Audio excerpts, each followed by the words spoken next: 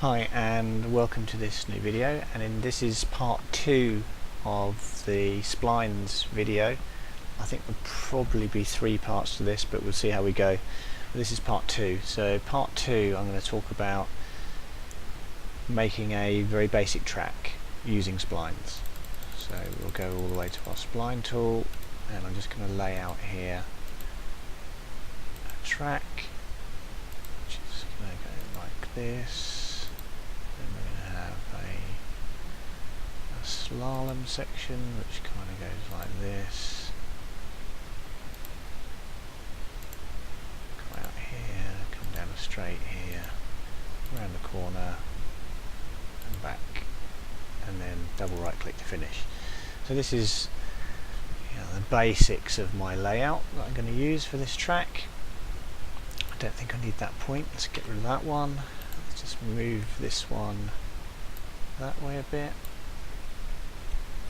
and this one will move this way a bit.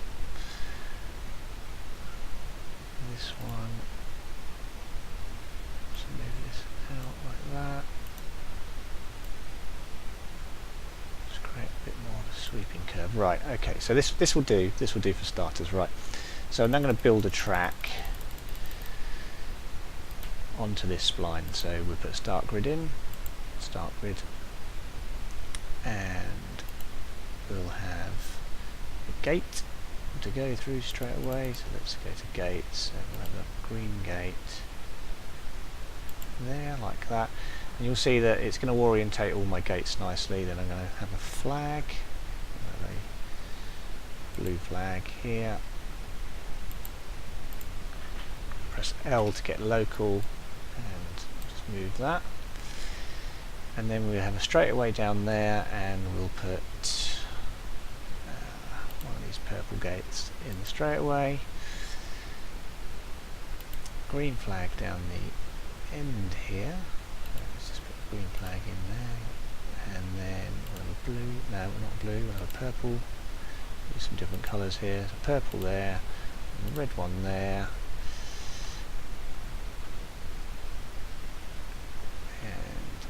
Orange one, so we'll use an orange one here, and then we want another which we'll use here. We'll use an eye drain flag there, and a Uvify flag there. We'll have another gate down this straightaway, those in there, and another gate. Actually we'll put 2 of these gates down here like that. I'm just going to move these a bit, so use the square bracket to move that one that way and that one that way a bit, like so, and then we'll have a final blue flag to go around the corner here. Right, so let's just adjust these various flags a little bit. So I've got not very good flags up here. Just rotate this one,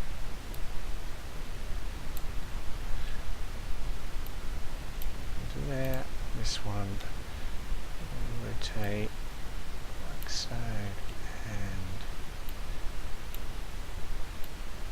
into there, this one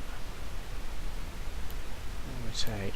You notice my spline is deselected here, but it doesn't matter because these objects are connected to the spline anyway, so the fact that I'm moving around with the spline unselected doesn't matter. Right, so these are all set up as I would like now for flying this track, and what we'll do now is I'll layer this up with cones. So what I'm going to do is I'm just going to move this start point. Actually, just leave that start point alone. Leave it alone. Let's just get a cone. Let's use a cone. Right. We'll get this white cone. Put it here. Now, one of the things you can do with splines is you can tell the spline to replicate an object all the way around the spline. So I can select this cone here and press Ctrl A, and it will put cones all the way around my track for me. And then you can see the original object that I used to do this is still there. I can delete that one, and then I've got one that's kind of underneath the start grid, so we'll get rid of that one as well. And you can see as I deleted those two cones, it re-averaged the objects, the cones that I've added, so that they're all spaced nicely. Okay, so I have cones all the way around my track now, as I say, you just put one on, press Ctrl A, and it'll put it all the way around. Now by default it will space them 1.5 meters apart, and you can change the object repeat distance up here in this box. So if you was to put 5 in here, it will space things when you press Ctrl A by 5 meters apart. Okay, so we now have our track, and now this is where the power of splines really comes into play. Because if I decide, having built my track like this, that actually I want to modify it a bit, I want to change things. Previously, before splines, that would have been a nightmare. If I'd have just moved this gate here, for instance, a little bit to the left, I'd then have to readjust all of my cones and this gate here, and everything would need to be all moved manually to make it all line up again. Total nightmare. Instead, with splines, you select the point, and when you move it, everything moves with it. So you can see that all the connected curves to this piece that I'm moving are moving in sympathy with the change that I'm making. So I can put a nice little kink in my track here to give it some interest down this straight and back around this flag. And similarly over here I can make a change. So I probably want an extra point in here to do this, so let's go get an extra point, put it on my spline here, and then I can bring this around like this, and similarly this one here, bring this one, and I can stretch this one this way to try and give this the kind of flow that I want, and oops, this one that way a bit, and then bring this one like that. And now I've got a more interesting flow through here. And similarly, if I wanted to make this a bit less tight through here, so this is kind of a fairly easy slalom, and then a kick away and then back around.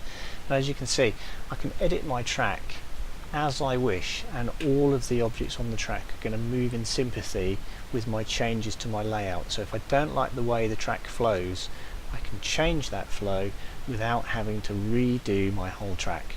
And this is absolutely a game changer for track design, because it means that when you test fly your track, you can come back here and you can make fine-tune changes and little adjustments to it, and it's really quick. Okay, so that's the second video on splines, and I'll do a third video where I show you some nice little tricks and things that you can do with splines that were really quite hard to do before, but splines make them really easy. So that's the next video.